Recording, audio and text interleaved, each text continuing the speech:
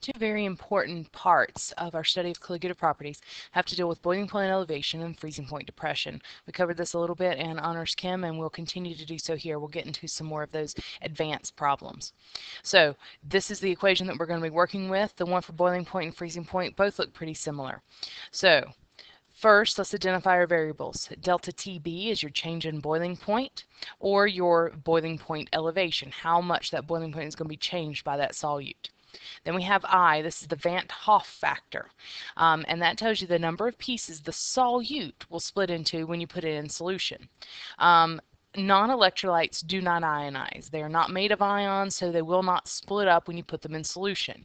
So if I put one mole of sugar in, I get 1 mole of sugar floating around.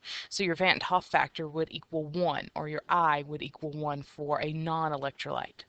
Electrolytes ionize or split up, and you just have to write an ionization equation to figure out how many pieces it's going to split up into. For sodium chloride, if you put one piece in, you get 1 piece of sodium and 1 piece of chloride. So here, the I would be 2.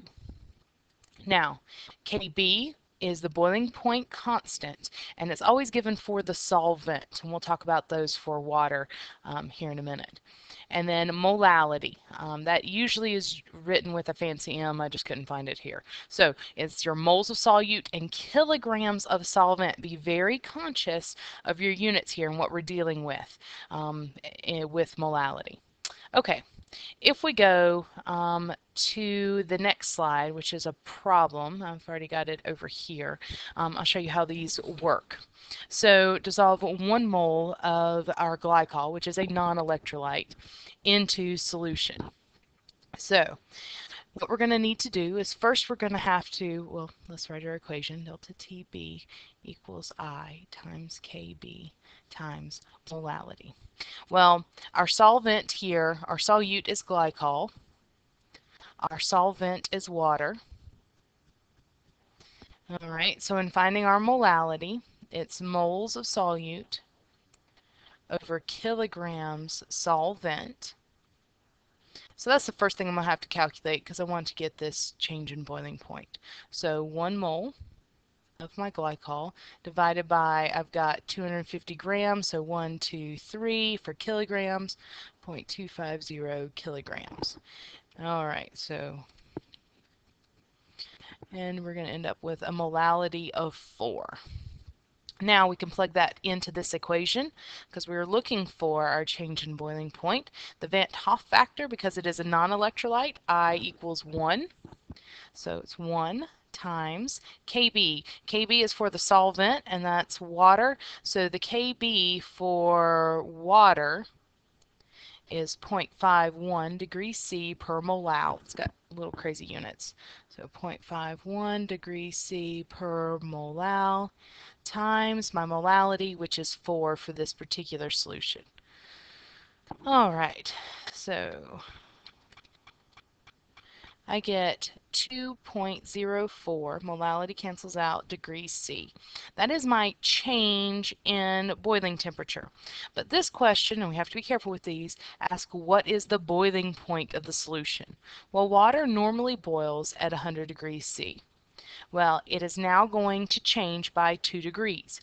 Boiling point always goes up, so we add this to the normal boiling point, and we get 102.04 degrees C. That is the new boiling point of our solution. Okay, now we can use the same solution and find the freezing point. The things that are going to be different, molality will be the same because it's the same solution, I will be the same. Our change won't be the same because our constant is going to change. We'll have to use the freezing point constant. So let's go to that next. Okay, it says calculate the freezing point of 4 molal glycol water solution. So we're dealing with the same solution. The equation looks the same. Our change in freezing point equals the Van't Hoff factor, how many pieces it's going to split up into, times our freezing point constant for that solvent, and the molality. So our change in freezing temperature, 1, because we're still dealing with a non-electrolyte, and here the Kf for water is 1.86 degrees C per molal. Now sometimes you'll see this with a negative sign. It's just because freezing point always goes down, so they put that in there to help you out. I find it confusing, so as long as you know freezing point goes down, you'll be all right. And just forget that negative on that constant. Molal times, and it's a 4 molal solution. Molality cancels out. Our change in freezing temperature is 1.6 times 4. 7.44 degrees C is how much our freezing point is going to be lowered. The freezing point of water is 0 degrees C minus my 7.44 because that's how much it's going to change. And like I said, freezing point always goes down. And so our new freezing point is negative 7.44 degrees C.